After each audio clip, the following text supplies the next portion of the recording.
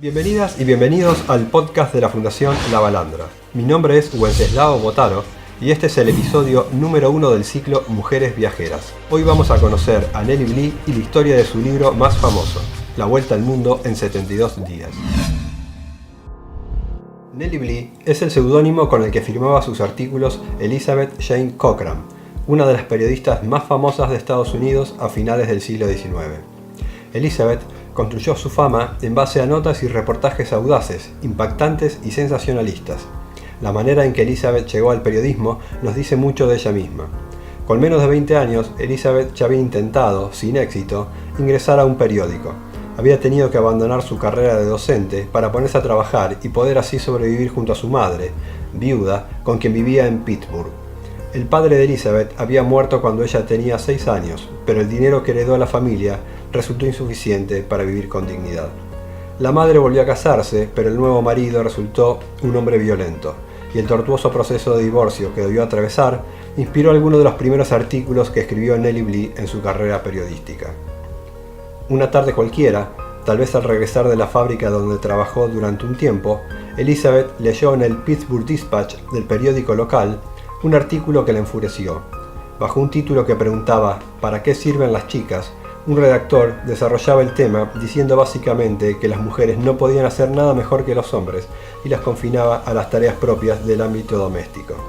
Elizabeth no se aguantó y mandó una carta al diario discrepando enérgicamente con el artículo y firmándolo como la huerfanita solitaria. El editor del Pittsburgh Dispatch quedó impactado con el mensaje y al día siguiente de recibir la carta publicó un aviso donde invitaba a la huerfanita solitaria a visitar la redacción del diario. Y por supuesto, Elizabeth no faltó a la cita. De aquella reunión con el editor del Pittsburgh Dispatch, Elizabeth salió con el encargo de escribir un artículo, pago, sobre el tema La esfera de la mujer. El artículo, que refutaba los dichos de la nota que le había enfurecido tanto, tuvo mucha repercusión y ese fue el nacimiento de Nellie Bly como periodista. La ambición de escribir y expresarse a través de sus artículos lograron que Nellie Bly enseguida encontrara su estilo y también un público que reconocía su audacia y originalidad. Los temas que abordaba Nellie Bly en sus crónicas no eran habituales en la prensa, o al menos nunca habían sido enfocados desde una mirada que, en la actualidad, podemos llamarla feminista. Nellie Bly hablaba de las diferencias y maltratos que debían soportar las mujeres con respecto a los hombres en todos los ámbitos de la vida por el solo hecho de ser mujeres. Desde esta mirada, sus artículos hablaban de lo absurdo de la ley del divorcio, la explotación de las mujeres en las fábricas o sobre la diferencia de sueldos entre ambos sexos. Desde el primero hasta el último día de su vida ejerció un periodismo de investigación que buscaba no solo impactar a la sociedad, sino también transformarla. Nellie Bly escribía de manera directa, incluso buscando el sensacionalismo para llegar cada vez a más lectores. Su objetivo era hacerse famosa y destacarse, venciendo todos los prejuicios masculinos en una profesión y un mundo dominado por los hombres.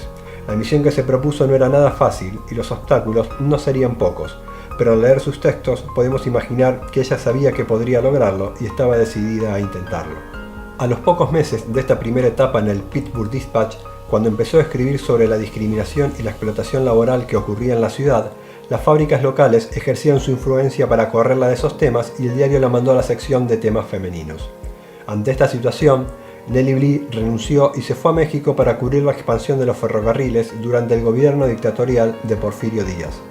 Las crónicas de Nellie Bly describen el desarrollo y modernización que estaban ocurriendo en México en 1886, pero también se ocupan de describir las injusticias, las inequidades sociales y la represión que aquel crecimiento implicaba, criticando abiertamente al gobierno mexicano por fomentar una sociedad dividida y violenta. Por esas críticas al gobierno, Nellie Bly tuvo que abandonar el país y a su regreso a Estados Unidos recogió las crónicas en el libro 6 meses en México. Al año siguiente, en 1887, y con 23 años, Nellie Bly se mudó a Nueva York para sumarse al staff del The New York World, periódico que en ese momento pertenecía a Joseph Pulitzer y donde publicó uno de sus trabajos más osados e impactantes, 10 días en un manicomio. Para realizar este reportaje, Nellie Bly fingió demencia. Fue revisada por varios médicos hasta que la internaron en el psiquiátrico para mujeres de Blackwell's Island, actual Roosevelt Island, en Nueva York. La crónica de esos días en el hospicio generó conmoción en la sociedad por la descripción de los abusos, los malos tratos y las pésimas condiciones de vida a las que eran sometidas las mujeres internadas. El reportaje de Nellie Bly sirvió para que tiempo después las leyes sobre la gestión de las instituciones psiquiátricas fueran modificadas en favor de los pacientes. Sin embargo, su principal éxito periodístico, el trabajo que la llevó a la fama a la que tanto aspiraba, llegó hacia el fin del siglo XIX y se trata de La Vuelta al Mundo en 72 días. En el primer capítulo del libro, Nellie Bly cuenta cómo surgió la idea de realizar un viaje tan desafiante. Resulta que un domingo Nellie Bly pensaba qué temas le presentaría a su editor al día siguiente, pero no se le ocurría nada. Agotada de pensar, se dijo para sí misma, un poco en broma, que necesitaba vacaciones. Sí, un viaje era una buena idea, pero un viaje alrededor del mundo era una idea aún mejor. Y de la nada, así como una idea lleva a la otra, pensó que si sería posible hacerlo tan rápido como Phileas Fogg, el personaje de la novela La Vuelta al Mundo en 80 días de Julio Verne, escritor que ella admiraba. El lunes siguiente por la mañana, antes de ir al diario, Nellie Bly visitó una agencia de viajes y luego de estudiar algunos itinerarios llegó a la conclusión de que podría lograrlo. Tal vez, a primera vista, nos parezca muy osado y fantástico tener la intención de emprender una aventura de tal magnitud, y por supuesto que lo era, pero también tengamos en cuenta el contexto mundial de la época. A partir de la mitad de Europa y hacia el este, la mayoría de los lugares que visitó Nellie Bly o eran colonias o protectorados o estaban a la sombra de cualquier otra variante administrativa de dominación imperial del Reino Unido de Gran Bretaña. Esto significaba que, hacia el este y hasta el infinito, había trenes y barcos que llegaban a todos los confines del planeta y que en aquel momento dar la vuelta al mundo era algo perfectamente realizable. Solo que Nellie Bly no iría de turista, sino que iba a intentar acortar los tiempos y los tramos del recorrido lo máximo posible. Nellie Bly salió de la agencia de viajes con ansiedad y alegría, convencida de la idea, y se la propuso al editor del The New York World. Pero la idea fue descartada. Y eso no fue lo peor.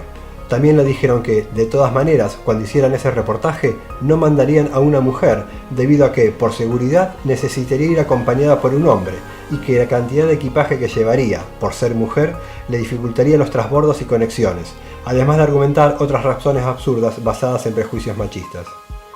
Pero como ocurre en las historias extraordinarias, un año después de aquel día, el diario le encargó a Nellie Bly el reportaje. Está bien, le dijeron, vas a ir, pero tenés que partir en menos de 48 horas. Y así fue. En solo ese tiempo, Nellie Bly se las ingenió para que un sastre le hiciera un vestido bajo sus directivas, el único vestido que usó durante todo el viaje, para seleccionar minuciosamente todo lo que guardaría en el único bolso de mano que llevaría y partir, el 14 de noviembre de 1889, a bordo del transatlántico Augusta Victoria rumbo a Europa, tras los pasos de Phileas Fogg.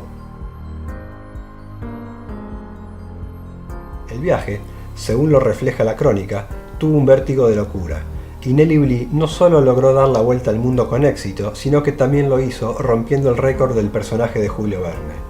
Y como si fuera poco, en su paso por Francia, se hizo tiempo para desviarse de su itinerario y visitar al escritor, ocurrencia que le costó un par de días sin dormir para no perder una conexión de trenes. Nellie Bly escribe sobre el viaje en sí y sobre lo que ve en su recorrido, sobre el roce con cada nueva realidad con la que se encuentra, pero sin perder de vista que, más allá de eso, está en una carrera y tiene un récord que batir. Y como pasa la mayor parte del tiempo arriba de barcos y trenes, se detiene bastante en la descripción de la vida de a bordo y de los personajes con los que se cruza o entabla alguna relación ocasional. Esas postales suelen tener un gran sentido del humor, y Nellie Bly es, a veces, muy irónica con sus compañeros de viaje. Y mientras con espíritu deportivo, Nellie Bly intenta llegar al objetivo, también se las arregla para cumplir con su trabajo y mantener enganchados a los lectores con artículos que la tienen a ella misma como personaje principal. Y esto hace que su crónica cumpla con una de las premisas de la literatura de viajes, que es que la narración del viaje siempre habla del que va contando, nos brinda una imagen de quien escribe que se va definiendo en contraposición de las experiencias que va viviendo. Pero solo nos metemos en su intimidad desde el presente, no tenemos ninguna referencia de su pasado. Nellie Bly no proviene de una familia rica ni de la política, no pertenece al mundo académico, ni tiene una genealogía familiar aristocrática. En su relato no hay citas eruditas ni literarias, solo la podemos imaginar a medida que avanza hacia el este. En este sentido, tanto su escritura como la imagen de ella misma que nos brinda es de puro presente, y lo que vemos es una mujer inteligente, decidida, tenaz y muy competitiva. Cuando el 21 de enero Nellie Bly desembarcó en San Francisco para realizar el último tramo de su viaje, cruzar Estados Unidos en tren hasta Nueva York lo hizo convertida en heroína nacional. En cada ciudad donde se detenía, por lo general unos pocos minutos, todo el mundo la quería saludar y agasajar. La gente se amontonaba de a miles en las estaciones o se acercaba a las vías para verla pasar. De la misma manera, durante todo el viaje, los lectores esperaban con ansiedad cada nueva crónica de su aventura. El relato está basado inevitablemente en la espontaneidad y en los imprevistos propios de un viaje como este, pero están perfectamente pensados. Nellie Bly es absolutamente consciente de lo que está haciendo y de lo que significa ese itinerario que la va llevando por el mundo a través de muchos mundos que ella, a veces, apenas visitará por unas horas. Nellie Bly arribó a Nueva York el 25 de enero de 1890, completando la vuelta al mundo en 72 días, 6 horas y 11 minutos. Su fama ya había trascendido las fronteras del país.